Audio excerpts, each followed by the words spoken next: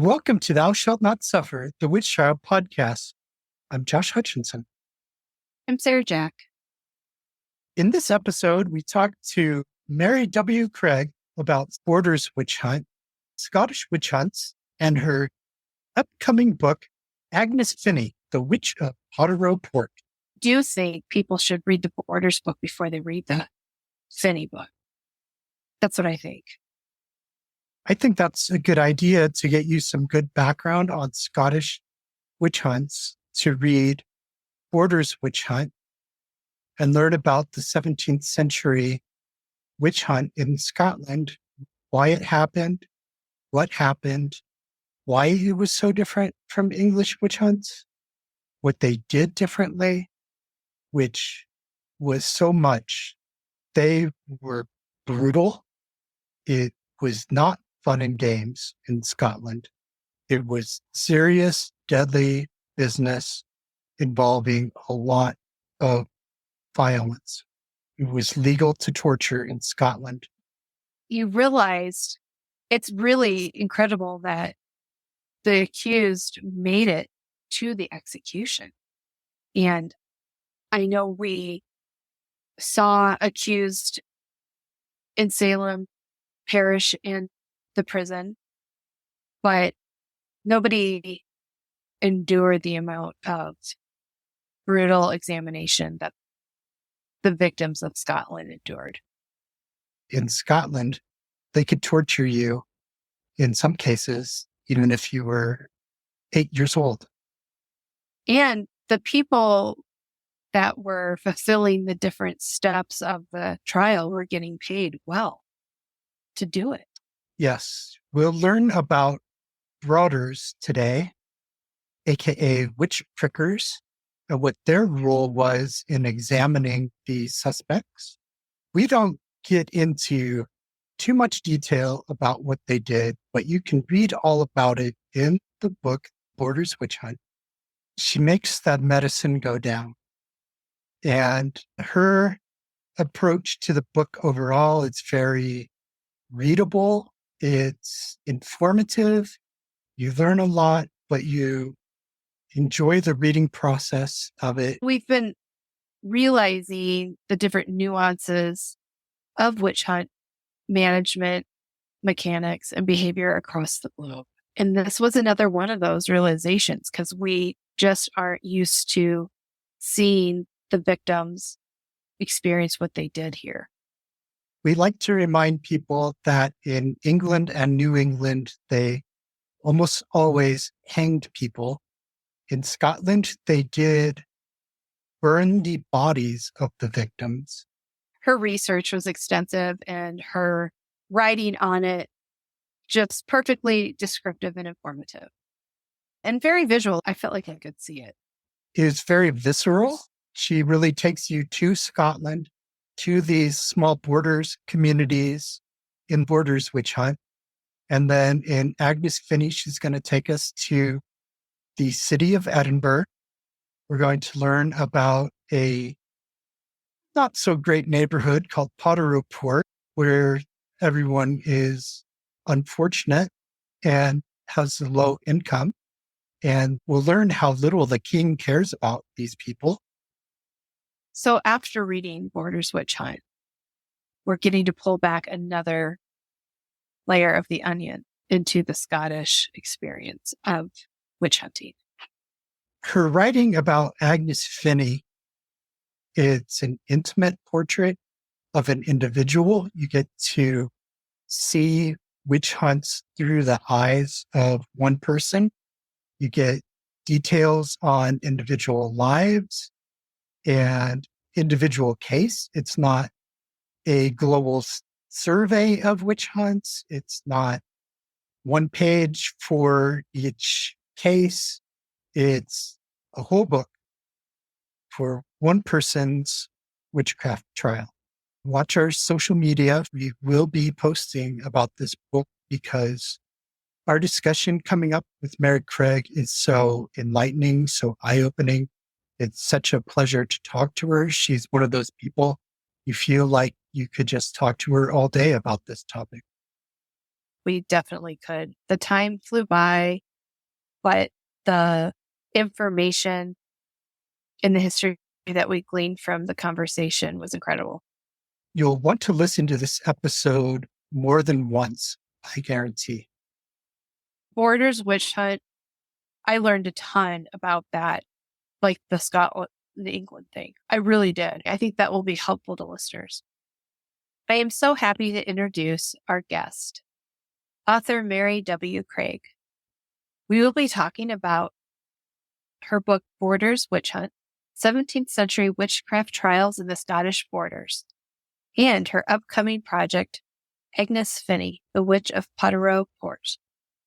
We've just recently unveiled a memorial to those who were executed in one particular trial in Peebles. We had 24 people executed in one day, and then 3 individuals who were found not proven, because we have a not proven verdict in Scotland. They were then executed a week later. They were all part of the one trial, so we've just unveiled that memorial, which was really nice. We managed to get a minister to come along and give a little bit of a blessing as well. So there's been lots of work. We've had an apology from the Church of Scotland over here, and we're working in the Scottish Parliament to have a pardon for all of those convicted under the Witchcraft Act. Things are going well over here. We were going to start by talking to you about the People's Witch Memorial. We saw that on your Twitter that you were there. Did you speak at that event? I did, yes. We had a piper, and then Alicia and Simon, who live in Peebles, unveiled the memorial. Then I spoke for maybe about 5 minutes, and then we had the minister, Tony, came along. He gave a blessing. And then as he read out 27 names, we had fiddlers playing, and then we went back up to the youth centre, who very kindly gave us our premises for nothing. And I gave a sort of impromptu lecture about what had happened during the trial. And that was really good because we had quite a few youngsters come along. We had 2 or 3 under the age of 12, but we had quite a sort of sprinkling of teenagers, which was really good to have the young people there interested. And it's trying to get youngsters interested in history can sometimes be a bit of an uphill task. So it was good that they were there. There's been a little bit of movement with exoneration and talking about that over here in the States. Massachusetts just did an exoneration on their last witch, and that had a lot of teenagers involved, and that was a very important part. And I saw on Twitter that you had tweeted about the younger generation that was taking care of the history and could go forward with the history, and I thought, yeah, that's very important. Especially as a lot of those who were executed as witches were quite young themselves. The stereotype is of the old lady at the end of the village, and there were youngsters in the borders. We had people as young as 8 and 9 being accused of being witches. It mattered. It was young people of the day that were affected as well as everybody else. When you were writing on the witch trials in Peebles, were you anticipating that you would be at a memorial so soon? No. Now I'm going to have to tell you how old I am. I first wrote about the Peebles witch trial back in 2008, and then I wrote again in 2020. So this has been a long haul. We didn't think we'd get an apology from the Church of Scotland. We were very surprised about that. And we were surprised as to how readily the community in Peebles said, yes, of course there should be a memorial. So it was great that everybody said, oh, of course we need to talk about that. We need to address what we've done in the past. So surprising and very pleasing. Why do you think it's important to have the memorials? I think because Scotland had a very high number of executions. We prosecuted and executed 10 times the number of people that they did in England per head of population. To give you a sort of idea of the numbers, Scotland at that time had a population of just under 1 million. And we executed 4,000 people that we know of. The figure is probably closer to 8,000, but 4,000 are the ones that we can definitively say in the records, although some of the records say things like some witches, a few witches. We don't know how many that means. But for every individual that's executed, they were somebody's daughter, somebody's son, somebody's mother, somebody's sister. So it would be the equivalent today of executing 24,000 people in Scotland today. It's a massive thing. It happened for a long time. And even when people weren't being arrested and executed, the Kirk session became almost like a morality police. Everybody was terrified of witches or of being accused of being a witch or living next door to a witch. The Highlands and Islands were slightly doing better because of they had retained the links to Catholicism, and the clan system was different up there. But for lowland Scotland, It was a period of absolute terror, and it's something we have to recognise we got it very wrong, acknowledge what we got wrong, apologise to those who were affected, and learn from it for the future. So that's why I think the memorials are important to say. But we have memorials. Any village in Scotland has a memorial to the Great War. We should never forget the Great War. Unfortunately, we did, and we got into the Second World War. But the idea is to say, to literally put a marker in the ground to say, we did this, we got it very wrong, we should never do this again. This level of prejudice, this level of othering people and finger pointing and blaming and shaming. And although we don't do that today, if you look at the way, again, going back to young people, the venom that can be on social media, that piling onto somebody and attacking somebody, that sort of mob rule, we have to stop that. And we have to use the witch memorials as an example of how bad it can get. That is so true. I'm learning so much about the Scotland trials. Just went through your book this week. And as far as descendants, like over here, the descendants tend to find each other, talk about it. Is there a memorial? Do we need a memorial? Do the descendants, are they a part of this? Were there descendants at the People Memorial? Do you hear from them? No, what tended to happen was because the terror was so absolute, well into the 18th century, anyone who had been the son or the daughter of a witch is never going to admit it. What tended to happen was the second somebody got arrested, the family would absolutely deny any association. You'll get notes in the records of people saying, oh no, she wasn't really my sister, she was only my half-sister. Or, no, she wasn't my mother, she was my stepmother. So people were so ashamed of what the person had done because witchcraft was so evil, but obviously terrified that they themselves would get arrested. And so within 2 or 3 generations, granny or great-granny that was executed as a witch is airbrushed out of the family history. And because, of course, they weren't given Christian burial, because the church did not note their names, there is really not a way for people to go back and decide that was a relative of theirs. It's very difficult for you to trace back. And as I say, we have so many records that just say things like a few witches were burned. Partly fear, partly shame, and partly incomplete records. We have very few who can trace a true descent. And what was a witch to the Scots in 17th century? Okay, we could be here for some time. In the 16th century, everybody was Christian. There were a few Jewish people around, but everybody was Christian. Witches were magical practitioners. They were Christians, but they were also able to do magic. So they could talk to the little people. They could talk to the Kelpies or the Selkies, or they could talk to the man in the black hat.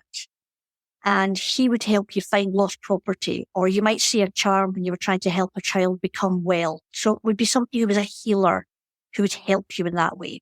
They could also lay a spell on you if you were bad to them, but mostly they were thought of as good, and most communities knew of them. When you move into the 17th century after the Reformation, and the Church of Scotland is terrified, it's got itself into a siege mentality. It's surrounded by Catholics. It's not quite sure what the king's doing down in London. And we've got famine and pestilence and war going on in Scotland, which seems as if the devil is out there using his handmaid witches. Then the Church of Scotland takes the word witch and sticks it very closely, it cleaves it to the devil, because it is unnatural for women to have power. And women who do have power or claim to have power, it can only come from the devil. Witch changes, the meaning of the word witch changes from meaning being a herbal healer, wise woman, into this satanic follower of the devil. We notice in the early part of the century, a lot of people who, when they're first arrested, they'll say, yes, I'm a witch, because they don't understand that this has now become a bad thing. By the end of the century, nobody's admitting to being a witch unless they are kept awake and tortured. So the meaning shifts and changes and moves within that century, because the church is obsessed with the devil, because we had a form of Calvinism that was so strict, and we had predestination that God already knew who was damned and who was saved. And if we were God's elect and we were all saved, then the devil would attack us, and he would attack us using witches. So the meaning changed. Just as the meaning has changed now, there are people in Scotland today who call themselves witches today, who, just as there are half a dozen different definitions of what to be a Christian is, there are half a dozen definitions of what a witch is today. But certainly in the 17th century, it changed from being good and healing to having that diabolical link. And strangely enough, the people in Scotland were being told this every Sunday. You'd go to the kirk on a Sunday and the minister would tell you it's witches, it's witches, it's the devil, it's the devil. And yet communities still used their witches because what else can you do? You can't afford a doctor. There's not a doctor in your little village if your child falls ill, or if your hen stopped laying and you think it's old Aggie at the end of the road who's cast a spell. You'll find another witch to take the spell off, because that's the day-to-day life you're living. That's great. What did they believe the diabolical witches were capable of? Because the Kirk of Scotland was obsessed with the devil, they thought that the devil was going to bring down the new Protestant church. The Reformation happened in Scotland very quickly. In England, it was gradual. They moved from Catholicism to Anglicanism. In Scotland, we were Catholic, and then John Knox arrives and says, no, we're now all Protestant. And all Catholics are in league with the devil. So the idea was that the devil was going to attack us all and drag us all to hell. And we had to guide against him. We had to guard against him. We had to be constantly on our watch against the devil. And so witches were people, they were women predominantly, because women were weak and stupid and lascivious and liars and just awful creatures. And our faith was weak because of that. And so we would be easily seduced by the devil. And then we would do his bidding. We would lure men with our sexual wiles.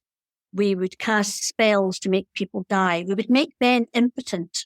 There's an awful lot about sex in it with the Church of Scotland. I'm not quite sure what that says about the ministers, but there's a lot to do with sex. We would shrivel men's members. We would make men barren. We would make cattle and horses barren. We would spoil crops. We would just basically bring the whole world to its knees as servants and handmaidens of the devil. And that was why the Kirk was obsessed. But because of this nonsense about predestination, it meant that even if you were a Kirk minister, even if you were a very senior Kirk minister in the General Assembly of the Kirk of Scotland, you couldn't know for absolute certainty that you were saved. So you end up in a circular argument, because if I'm the most godly person, then the devil's going to attack me. So if the devil attacks me, that proves I'm the most godly. So if I'm the most godly local minister and the witches attack me, that proves I'm the most godly. But that means I want there to be witches in my area. And so it just becomes a circular argument. You end up bringing in the witch prickers and witch brooders that we had here. They were paid by how many witches they found. So they found lots of witches. And the ministers stood in the pulpit and screamed that this was diabolical and this was a devil and this was awful. But in a way, you're saying, see, it proves I'm a really good minister, because why else would they attack me? Why else would there be witches in my parish? And once you're in that mindset, it's really difficult to get out of that mindset. Once you're in that circular argument, there's really no way out. We read in Borders Witch Hunt about Old Nick. Who was he? Old Nick was the devil. Scotland has lots of names for the devil. He is Old Nick. He's Old Horny. He's Old Jack. He's Black Clutie. He's Horny Clutie. We have all these different names. And a lot of the names are from way back from our pagan ancestors. There are also lots of places in Scotland named after the devil. There's the Devil's Beef Tub, which is just a very large river valley, but it's a round river valley. So it's the Devil's Beef Tub. There's the Devil's Erse. There's the Devil's Bum. There's the Devil's Loo. There's the Devil's Toothpick. Not quite sure about that one. So there's lots of, so the devil, in a way, the devil that the church had in mind, who was Satan, who ruled over hell and fire and damnation, he wasn't quite the devil that in pagan times we had believed in. He was a man that you could have a sort of, you could make a deal with the devil. He played the fiddle. You can play dice with the devil. You can play cards with the devil. There was a familiarity there that sort of lingered in folk superstition, even after the Christian church was established. So again, when the church is railing about the devil, and locally you say, it's just Old Nick, that mismatch could mean the difference between life and death.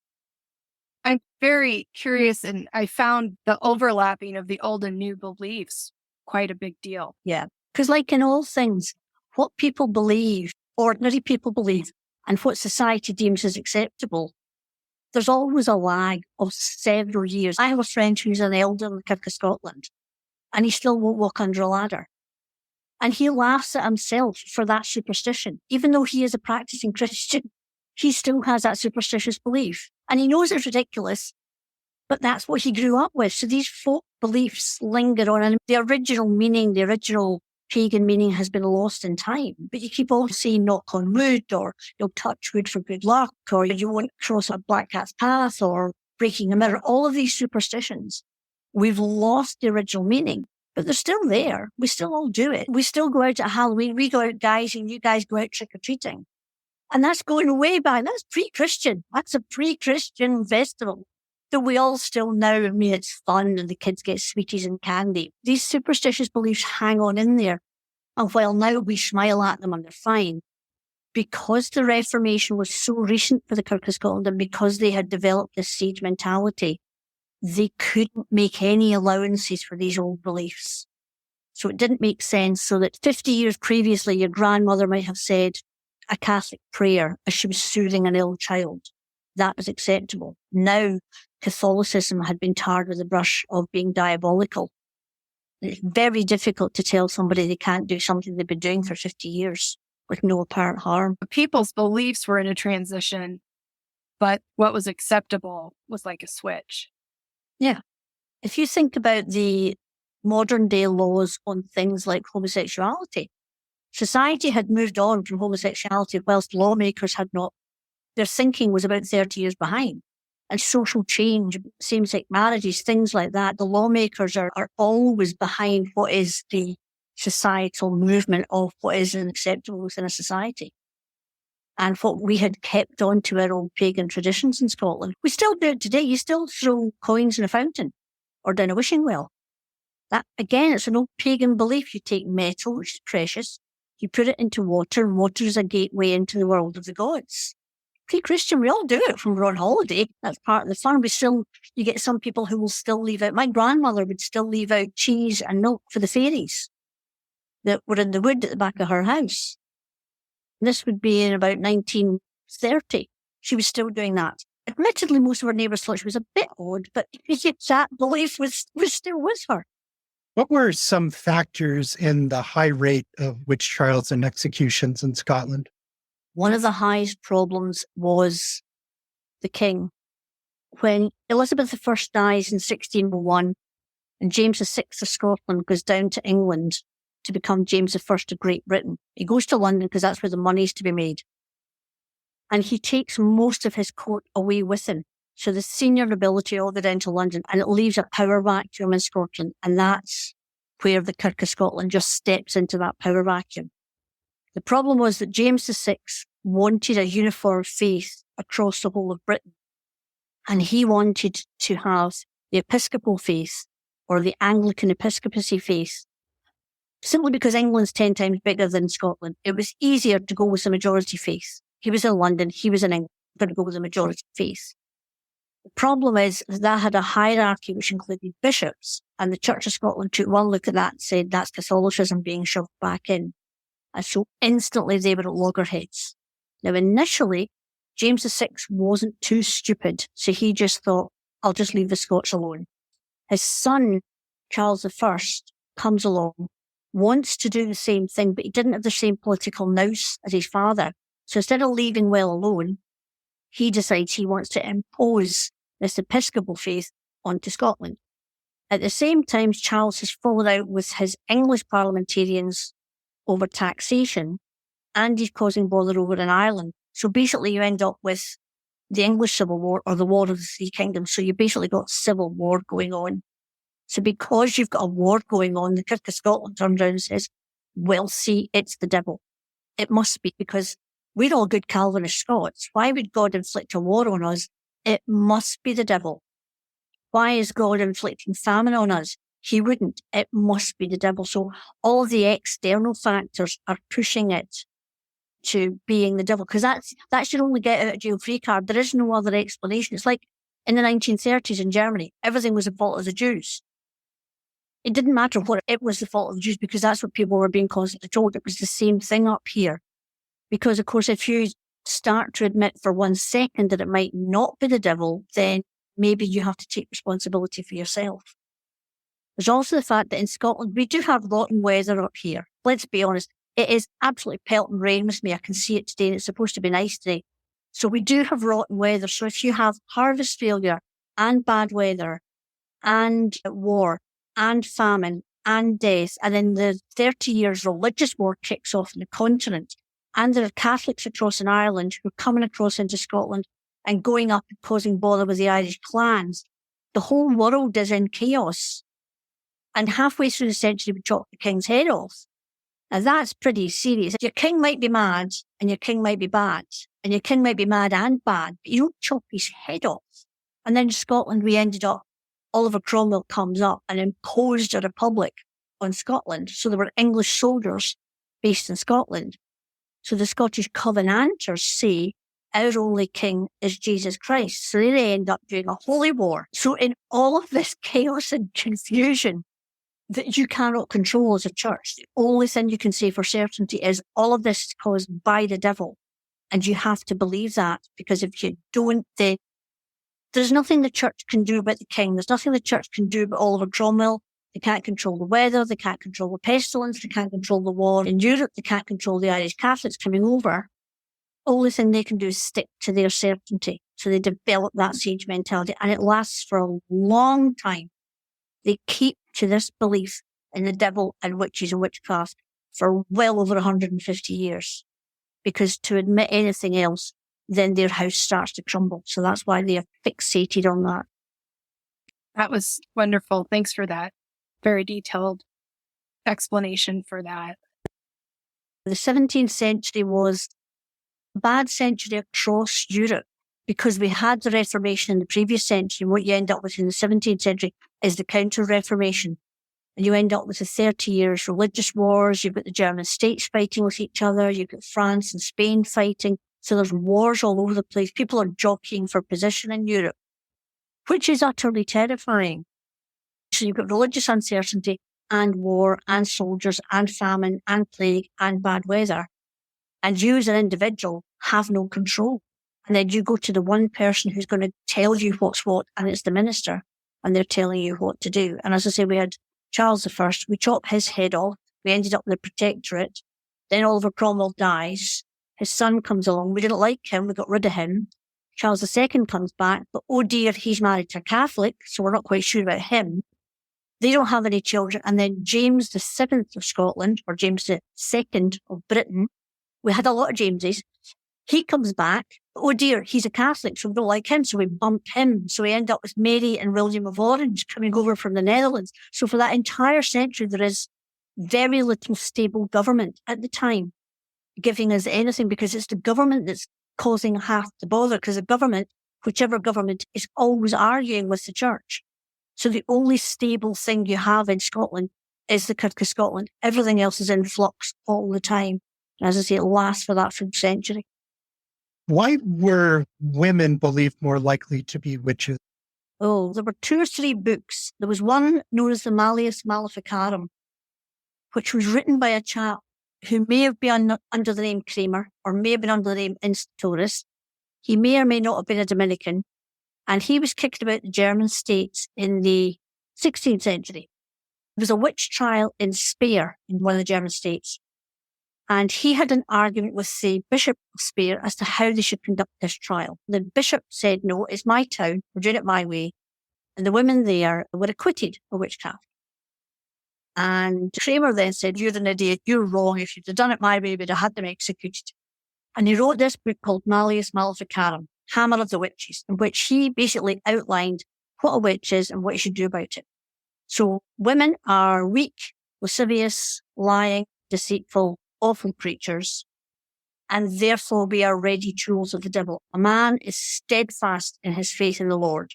A man is very seldom going to be tempted, but we're going to be tempted because, well, we're useless and weak and awful. He writes terrible things like, women's bodies are weak, and you can tell they're weak because they're porous. You think, oh, you're horrible man. They produce milk. They leak. Their bodies leak. Therefore, their faith will leak. He uses analogies like that. It's a terrible book. Problem is, it was a bestseller. Everybody thought this book was brilliant. And then you come in to the later 16th century and you've got John Knox. And John Knox writes his book it's the first blast of the trumpet against the monstrous regiment of women. And he was actually talking about people like Mary Tudor, who he thought was a disgraceful person and should never have been queen because, of course, she's female and she's a queen and she's Catholic. So he says that power is unnatural to women and women who have power are in league with the devil. So you've got institutorists saying that we're weak and our faith is weak and we're terrible and awful. And then you've got John Knox saying, and any woman that's got power is coming from the devil. And these books are read by all of the learned men right the way across Europe. And then James I, James VI of Scotland, James I of England, just before he leaves Scotland, he comes back from Denmark with his wife to be in a boat. And a great storm is raised outside North Berwick. And somebody says, oh, that storm was raised by witchcraft. So there's a huge witchcraft trial. James is involved. He's the king. Because Scotland was a little country, James wanted to be one of the big princes in Europe. He was so little and so poor, he can't really do it with money, but he can do it by learning. So he writes a book called Demonology, all about witches. So the king's writing about it, and John Knox is writing about it, and Kramer is writing about it. These three books do the rounds, and they just become the accepted norm, that women are, by their nature, weak and silly and stupid, and therefore susceptible to the wiles of the devil. We'll just give in because we're so hopeless. And in Scotland, about 85% of those who were persecuted as witches were women. About 15% were men. And how were warlocks viewed differently? Warlocks were slightly different because there were men who followed the devil and became warlocks, but because they were men, they had to be in charge of the women. So you would maybe get 3 or 4 women and the warlock would be in charge of them. So although he was awful and had renounced Christ and made a pact with the devil, he was in charge of the women. So that made sense because men are supposed to be in charge of women. The reason the church was very upset about warlocks is that also tended to be men who were learned. So men who were themselves ex-ministers. One of the famous ones is Major Weir up in Edinburgh, who was a bowhead saint, and he would give great sermons in the open air in Edinburgh, the Westport of Edinburgh. And then he actually turned out to have been a warlock all along. When he was executed, he threw his staff into the fire, and apparently it turned and made grimaces and uttered curses as the wood burned. But yes, so they were very frightened of warlocks because that was just, oh Lord, the devil was so powerful, he was now ensnaring men, whereas women were just, what can you expect? They're women, they're going to be easily ensnared. Were the warlocks treated differently in the witch trials than the witches? Yes. Now, women couldn't speak in court. You weren't allowed to speak in court if you were a woman. But then one of the proofs of being a witch was to be delated or named by another witch. So if I'm accused of being a witch and I say I am, and so is my sister, and then they bring my sister into court, I have to be able to say in court, yes, I am naming my sister as a witch. So they changed the law so that women could speak, but only to delete, to talk about another woman as a witch. But men as warlocks were allowed to speak in court. And so women would be asked things like, did you have sex with the devil? Yet again, we're obsessed with sex. What was he like? And all these sorts of questions. And what did you do? And how did you serve him? And who was all there with you? When men were accused of being a warlock, they would be asked, why did you renounce your baptism? Why did you turn away from Christ? Why did you make a pact with the devil? It's almost as if women are just emotional. We don't really care about what they've been up. But with the men, it was almost as if they were reasoning with them and saying, do you not understand what you've done here? Come back to Christ. Do you not understand that this is wicked and awful? And there would be the trials of warlocks could sometimes last for 2 or 3 days. The trials for women often lasted barely 2 or 3 hours. So it was quite different, yes. And a lot of men who were accused were allowed to escape, shall we say, or they would be held under house arrest and they would often kill themselves because your family could inherit your money if you kill yourself. If you're executed as a witch or a warlock, your money is forfeit to the kirk. And a lot of men could actually challenge the accusation in the first place. If I accuse you of being a witch or a warlock, you would just turn around and say, how dare you? I'm a man of good standing in this community. That Mary's outrageous. She's accused me of being a witch. And I could often be arrested for slander. So a man could often talk the accusation down at that very early stage. So that's why there are a few men who went to trial and were acquitted because they either talked themselves out of it or they got a couple of good lawyers in there to say, for goodness sake, this is a chap of good standing. And why are we listening to the gossip of women? Of course, he's not a warlock. So the acquittal rate for men is a lot higher than women. We also have in Scotland the not proven verdict, and we still have it in Scots law. Now, not proven doesn't mean you're innocent and it doesn't mean you're guilty. It just means that the Crown has not proved its case against you. And so there are a few cases of not proven verdicts in witchcraft trials, and that tended to be for men. Men will get a not proven verdict. And if you're not proven, you're not sent to prison. You cannot be punished because the case against you has not been proven. There are constant arguments under Scots law whenever anybody's found not proven these days as to whether or not we should abolish it. What was the penalty for witchcraft in Scotland? To be worried, strangled to death, and then your dead body burnt. If you were extremely lucky, you might, in the earliest part of the century and in the 16th century, you might get away with being branded, fined, and exiled. There are very, very few guilty verdicts that did not end up in an execution. And for women, it was always execution after a guilty verdict. Every time. Yep. And as I say, in the case of the Peebles trial, that was 24 people executed on one day. And of course, everybody had to come out to watch. The minister wanted everybody to see what happened to witches. The devil didn't come down and save them in the end. The devil was a lying master that if you follow the devil, this is what happens to you. And oftentimes, if it's in some of the smaller towns, there was no public executioner. So it might be somebody like the local blacksmith, because he was a big, strong lad, and he might be the one that had to, often they would put a noose round the neck and slip a little bit of wood in, and they would turn a piece of wood to strangle someone. And you're having to do that face to face with somebody. It takes a long time to strangle somebody. And if it's in a small town, the chances are the blacksmith's going to know the people that he's executing. So it was traumatic, I would think, for them afterwards to think, especially if there had been any doubt. Perhaps somebody just got caught up in it. A name was uttered or somebody had fallen out with someone, but that was it. There was no get out. Once that guilty verdict was in, you were executed, usually within a day or 2 days. In your book, you noted that the people were not just expected to be there. If you weren't there observing, that was really bad for your reputation. Oh, yes, the minister would note it. You had to have a very good reason to not be there and have your children there as well. Why aren't you there? Why aren't you see? Because executing a witch was God's work. So why are you not there to witness it? Why are you hiding in your house? What have you got to hide? Were you a friend of the witch? Are you a witch yourself? Yes, it would be noted if you didn't turn up. You didn't get there. Why are you not watching what's going on? Why are you not showing your children, your 3 and 4-year-old children? Why are you not showing them this gruesome scene to say to them, this is what happens? Yes, you had to be there, and ministers would take note of it. And these were the sorts of things that could build to a bad reputation, so that 10 years down the line, another accusation is made and your name might be on the list. And the minister thinks, oh yeah, they didn't turn up that execution the last time. Yeah, they've not been to the kirk a couple of Sundays in a row without a good reason. Yeah, I'm going to keep an eye on them. So that bad reputation can follow you about. We have situations where there are people caught up in an accusation, don't make it to court, but then 10 years down the line, the fact that they were previously investigated is brought up as part of the evidence against them. And why did they burn the bodies?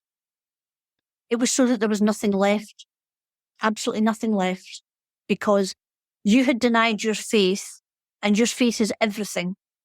You denied that, then you are nothing. And so the body would be burnt. And it takes a long time to burn a body. It's not like today, if you have somebody who's cremated, it's done very clinically and very safely and very respectfully in, in proper sort of manner. If you're talking about Scotland this time of the year, it has rained today all day. body could take 3 or 4 days to burn, and it's burning in a public place. It may be burning in the marketplace where you go to buy your bread every morning, and there is a body still burning. And then eventually there's nothing left. Or if there is anything left, if there are a pile of ashes left, they're usually thrown into water, and the water will take them away, partly because it's cleansing, like a baptism, and partly the fact that it physically takes them away. And where did the methods originate of killing and burning the witch? Initially, if you'd done a terrible crime, if you committed a murder, you'd be executed. And usually people were hanged in Scotland. We didn't tend to burn people alive. They did in some of the Catholic countries, but that was because witchcraft to them was mixed in with heresy, and burning alive was a particular punishment for heresy. We tended to hang people. Occasionally you got your head chopped off, but that was slightly different. That tended to happen up in the Highlands a little bit more. But anyway, in Lowland Scotland, we tended to hang people. But because you were then going to burn the body to get rid of the body as well, because you don't want anything of the witch left, it was a practical thing. If you have to build a gallows and then hang somebody and then take a body down and then put it onto a pyre to burn it, that's a lot more work. And so if you just build a pyre and have a stake and tie somebody to the stake, strangle them there and then burn them, it was purely a practical method. In some areas, people were burned inside tar barrels to make sure that they couldn't escape at the last minute, although the Church of Scotland didn't quite like that, so that was too much like superstition. But it was a purely practical reason. Especially if you're going to execute 24 people in one day, that's a lot of gallows to have to construct and then take down.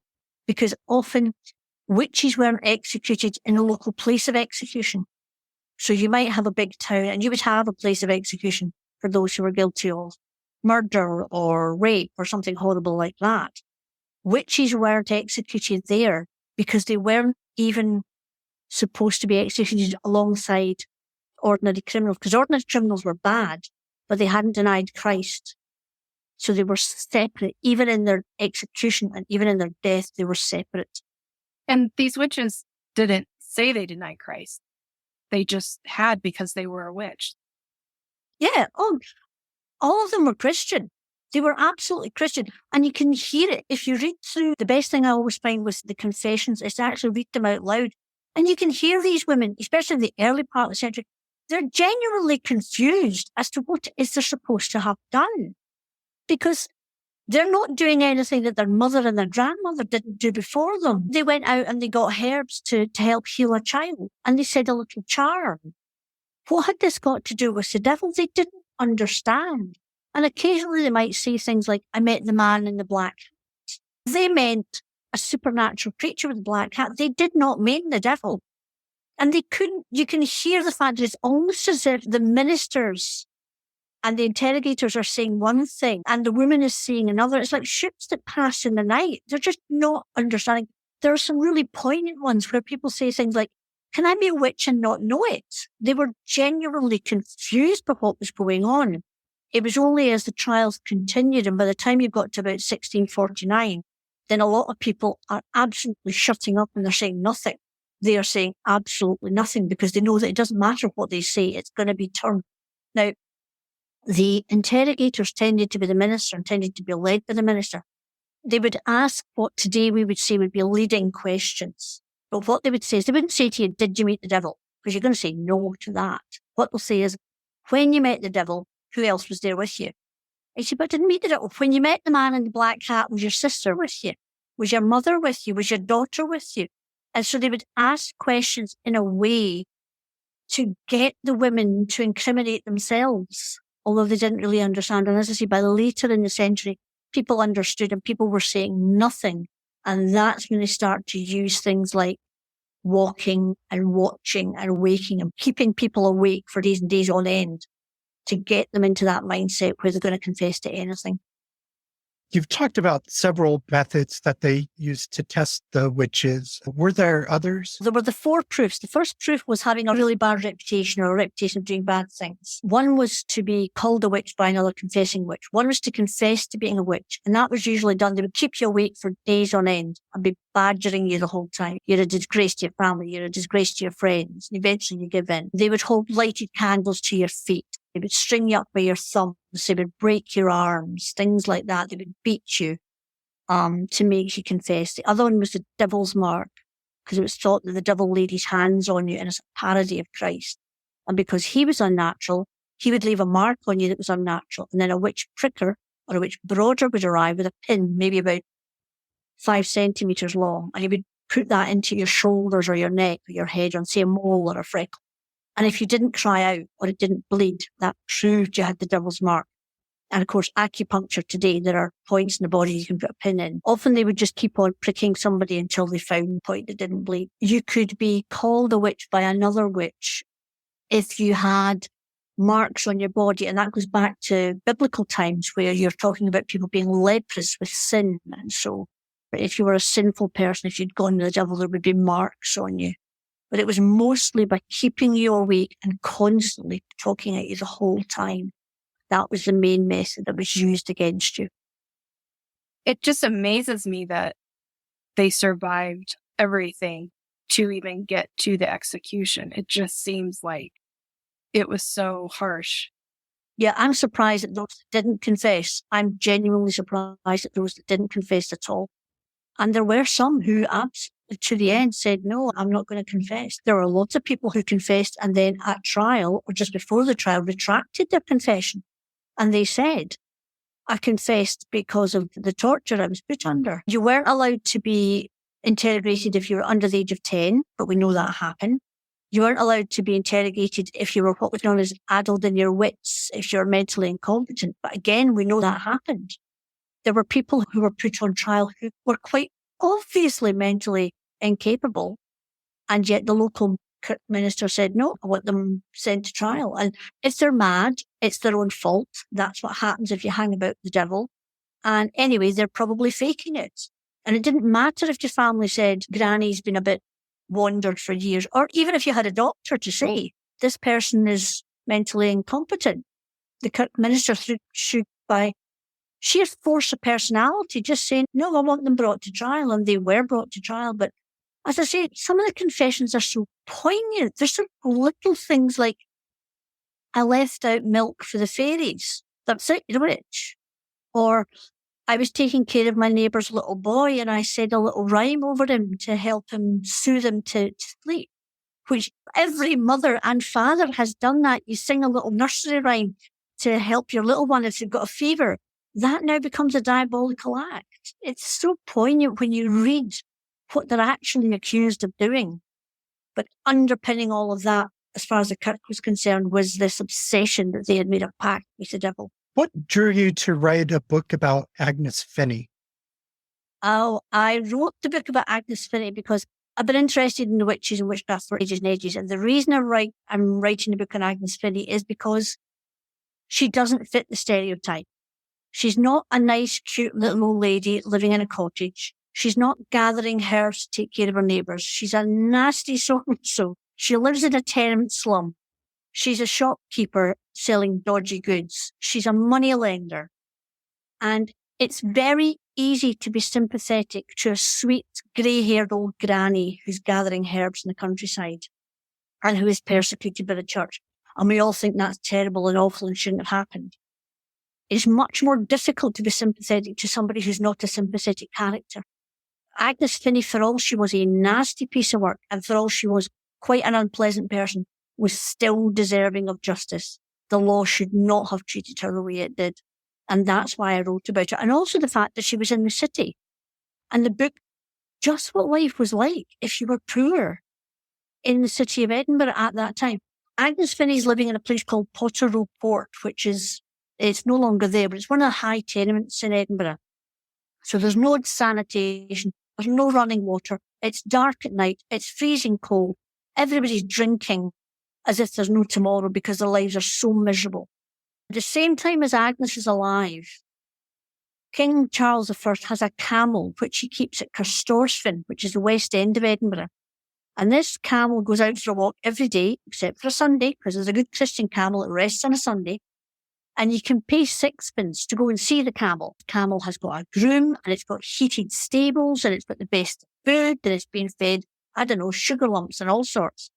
And once a month, the keeper of the royal camel writes a report on how the camel's doing and sends that to Charles I. And he reads this. He's not getting a report on how the poor people are living in the tenement where Agnes is. He doesn't care about them who are starving and freezing and drinking alcohol that they've made themselves because there's nothing else they can do to get through the day. So that's why I wrote about Agnes, partly to say everybody's deserving of justice, nasty or otherwise, but also the fact that the king cares about his camel but doesn't care about the poor. This is the century in which witches were living, or alleged witches were living. And what was like the population and how many people were living like Agnes?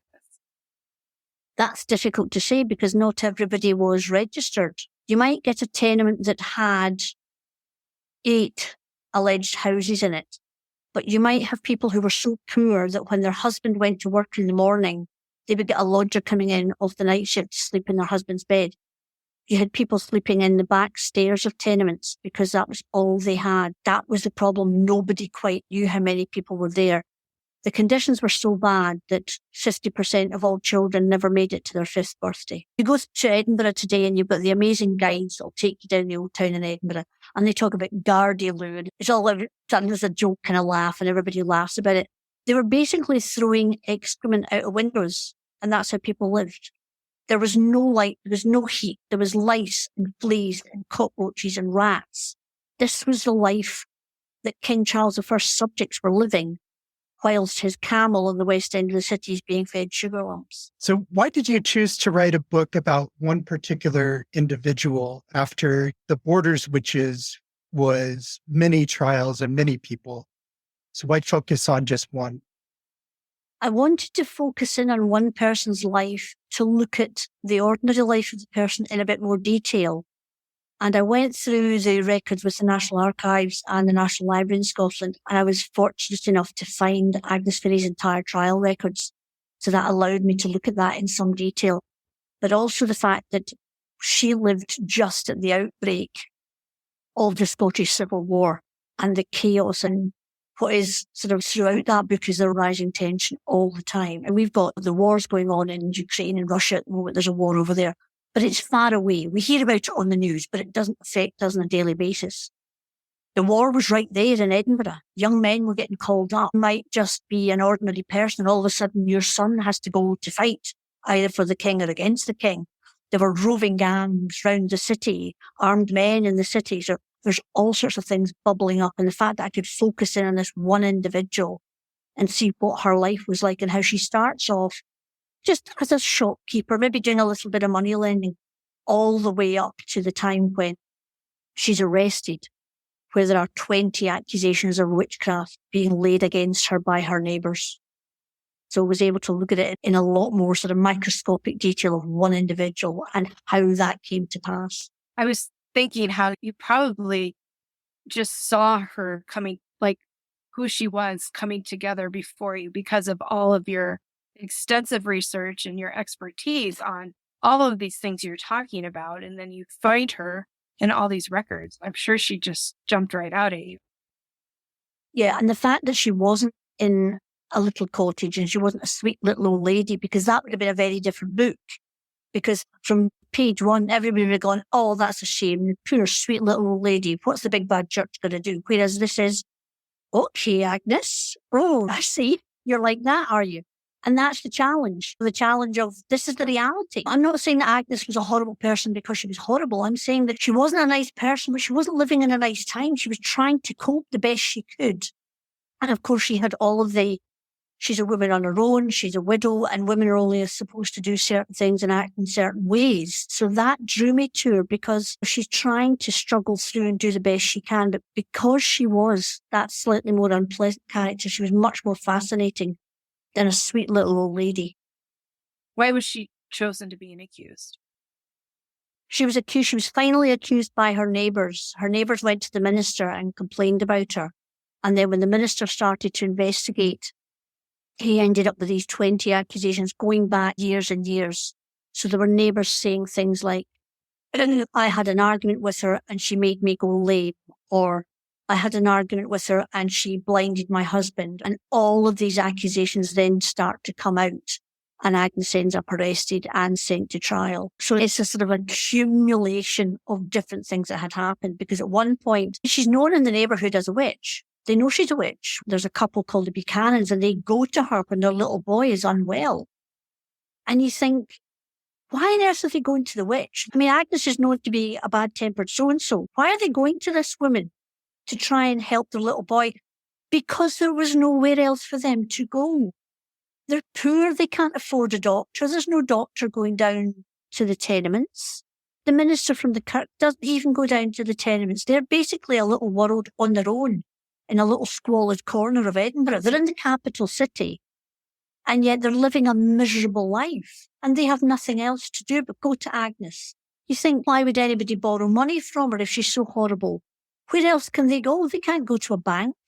They haven't got anywhere else to go. The only person they can go to is Agnes, because they're all living life on the edge. One bad day, you fall over and break your leg, you can't work, you can't pay your rent, you're put out your house. So you try living on the streets in a Scottish winter, you're going to die. Witch she might have been, bad-tempered so-and-so she might have been, but there was nowhere else for these people to go until finally they've had enough of her temper. And also, finally, this fear of the witch tips the balance against the usefulness that she has because of the rising tension of the war.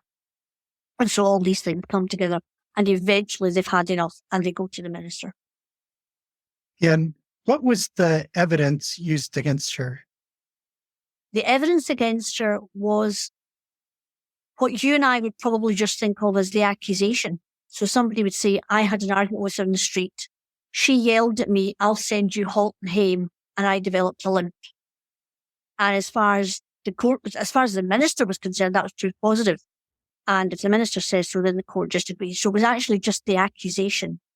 I think in Agnes's case, because there were so many of these accusations, it just piled up and piled up and piled up. But interestingly, the jury took a long time to find her guilty. It took a long time. You'd expect with 20 odd accusations that they would have said guilty straight away. Now they took a good few weeks to think about it and think about whether or not Agnes was guilty. But I think it was just the accumulation. As I say, in the vast majority of witchcraft trials, there was no proof, because how can you prove something like a spell? It's very difficult to prove a spell. You can say, we asked Agnes to take care of our little boy and then our little boy died. How do you prove that Agnes killed the child? You could say Agnes yelled at my father and then he had a stroke, but how do you actually prove that, the link between cause and effect was very tenuous then? But it was enough, because you had power from the devil, then that gave you the power to lame someone or blind someone. Was Agnes executed? She was, yes. If you're ever in Edinburgh going up, just before you hit the Castle Esplanade on the right-hand side, you'll see there's the Witches' Well, and that's where the witches were executed in Edinburgh. So yes, she was executed. Was she executed alongside other witches that day? No, she was executed on her own. And interestingly, her daughter was not. And yet within the accusations, the 20 accusations, her daughter was named as a witch as well. And yet she was not executed, which is a curious point. When I looked at the sort of aftermath of her trial, what was interesting was that the minister, who had never gone near the Potterrow in his time as a minister, nothing was ever said against him. Nobody said to him, well, why did you not know about this witch? Nothing was said, and he thereafter never went down the Potterrow. The local bailey, who was like the police officer for the beat, they said to him, why did you never see any of this happening? Nobody said anything to him, and he just continued to be the police officer on beat. They didn't do anything. No doctor went down to Potterrow. It was a case of, we've found your witch, we've executed your witch, now go back to your slum because we don't care about you. And that's what happened. They were just left to continue living in the slum that was the Potterrow. What do you want people to take away from your book? To understand that everybody deserves justice, no matter what personality they have. Sometimes we should look at the way people live. We think of Edinburgh as the capital city of Scotland and, oh, it's wonderful and, oh, it's fantastic. It's got its poor areas as well, and everywhere does. And to look at the trial and think about the difference. Look at what is cause and effect and what is just an accusation. And look at the way the law is used and can be abused by some people. Will the story of Agnes help the cause of pardoning and memorializing the witch trial victims in Scotland? Is that something you support? I think it might help towards the pardon. The pardon is being run by Claire Madison Mitchell and Zoe Benzatozzi. And Claire is Casey, she's a King's Counsel in the appellate court. She deals with appeals and miscarriages of justice, and that's why she's interested in this. And I think looking at the way the law is used and abused, and looking at the fact that you have to have proof, proper proof, to convict somebody of any crime. And that's what was lacking in the witchcraft trials. I understand the religious belief in the devil. I understand the theological knot that Kirk of Scotland got itself tied into with this Calvinist predestination. But to then take that theological argument and get the secular authorities and get the law to use it, that was what was wrong. And that's why we need the pardon today. We don't do exonerations in Scotland. We need to pardon these women and men for what happened to them under the law, and to use it as an example of us always keeping an eye on the law and making sure that the law and the justice system is kept out of the hands of people like the Kirk of Scotland and kept out of the hands of politicians. It should stand alone that if you're accused of something, you go to trial, you have a fair trial. That's what's it. It's nobody else's business. It's not politicians, not the religious people, nobody else. Let the law be the law and let faith be faith. So I think that's something that's really important. And as I say, we have had an apology from the Kirk of Scotland. I think the pardon would be a good idea because it would, again, strengthen that. And then what we're looking for is a national memorial, as well as lots of people are putting up small local memorials. But I think a national memorial. And I personally would also like this part of Scottish history to be taught in our schools. We quite rightly teach the children of Scotland about our involvement in the slave trade. This, to me, stands alongside that. It's a very dark part of our past. It's not something we should be proud of, but it's something we should teach and learn from. I agree 100% with what you've said. We're working on exonerating the accused in Connecticut and hopefully memorializing and getting some more education about that, even though there were much fewer in number than Scotland. We still feel that they're important. Oh, yes. I mean, one is one too many. Absolutely. Yes. Especially when you look at the ages of some of them. I mean, some of these, it was right across the age range. And as I say, every one of them had a family, had friends, had communities ripped apart by this constant fear. So, yeah, absolutely.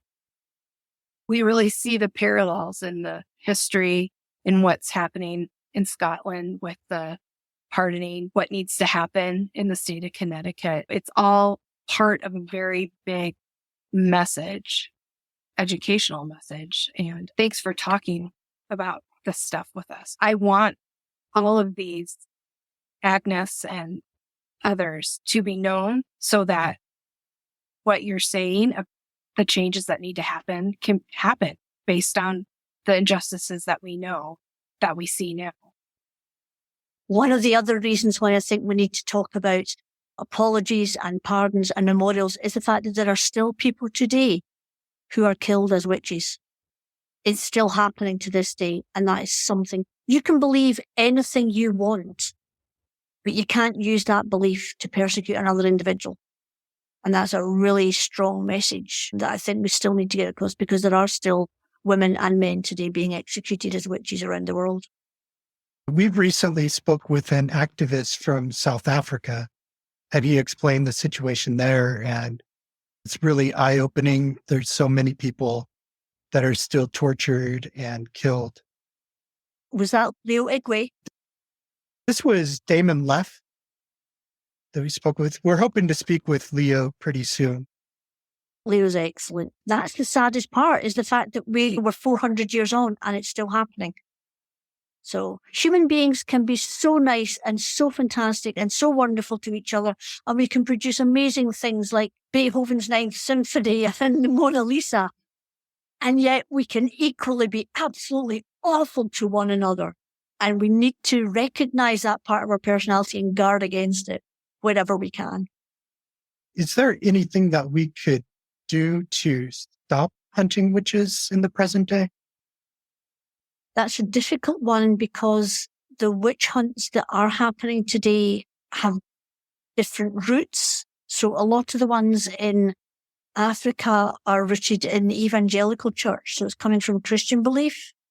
But there are witchcraft trials in places like Nepal and Saudi Arabia, countries like that, where it's not coming from a Christian perspective. So I'm not sure what their concept of witchcraft is.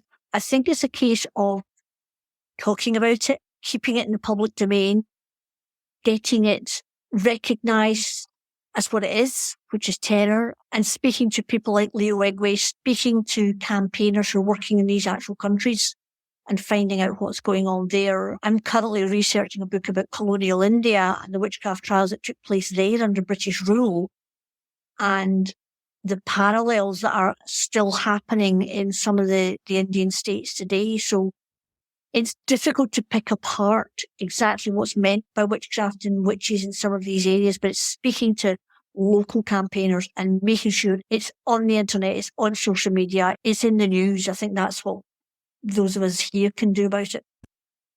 One of the things that we're starting to do, we're trying to speak with Leo and Damon and those kinds of people who are on the ground in those nations and know what's going on and get their voices on our podcast. And we find every day stories of these atrocities happening in so many countries. And we share those on social media and try to get the word out the best that we can. And so far, that's the thing that we're able to do. It feels like there should be more to say about that because it's such a huge, the scope is so wide, but I don't know. Also silencing when you think about it. I think the problem is the fact that most people, certainly in Scotland, think, oh, we did it then and it's all over. And then you'll say, and there are witchcraft trials happening today, or there are witch executions happening today. And people say they don't quite know what to say because we think of it in the past. I am almost liken it to modern day slavery because up until I would say 10 years ago, I would reckon most people in Britain thought that slavery was over and done with. It was over and done with over 150 years ago. And it's taken a long time for people in Britain to understand about modern slavery and what that means. For a long time, people thought, oh no, but we abolished the slave trade. There isn't any slavery anymore. And then you discover that the young lady in the nail salon that you go to might be a modern day slave, or the lad that's washing your car. And that took a long time for people to get that understanding. And I think it's the same with modern witch persecutions. I think it's going to take a bit of time for people to accept it. And then once they say, oh yes, that is still happening. And so we need to put a stop to that. We need to stop that. In a way, it's quite tied together. It's persecution of people who can't stand up for themselves because of poverty and or ignorance or political unrest in their home countries. And they are then very quickly victimized. And they could be victimized as a witch, or you could end up being a slave doing my nails in the local salon or something. All of these things are quite interlinked now. So raising the profile and making people understand that it is still happening. Yeah, it's a big thing to do, but it's something I think we all should be doing. I'm really hopeful that these messages that we're starting to pull together are going to just keep reaching more ears, and those people are going to talk about it too. But there's a parallel too with the family of the victims. When I asked about descendants in Scotland and they didn't want to be connected to those who've been executed, I think in some of the nations today that are having witch attacks, they have to also find a way to carry on in the aftermath and not also be attacked because their grandmother was or their cousin was. It was a real eye-opening discussion and very important discussion. And you spoke eloquently to the problems that are still going on today and why it's important to memorialize and pardon. And I want to thank you for that. And thank you for being our guest. I'm really looking forward to getting to know Agnes Finnie. It will be available as a paperback, hardback, and also in a Kindle version on Amazon, or you can get it direct from the publishing house, Lewis Press. Now here's Sarah with another update on witch hunts happening in modern times. Here is End Witch Hunts World Advocacy News. As you just heard from Mary Craig, Scotland is actively attending to the damage the witch trials brought to their ancestors. Activists are seeking justice for the innocent people accused and convicted under the Witchcraft Act of 1563. As you learned, there is much to make amends for, as much as can be done. Many individuals and groups have collaborated over recent years to build an effective campaign across the country of Scotland.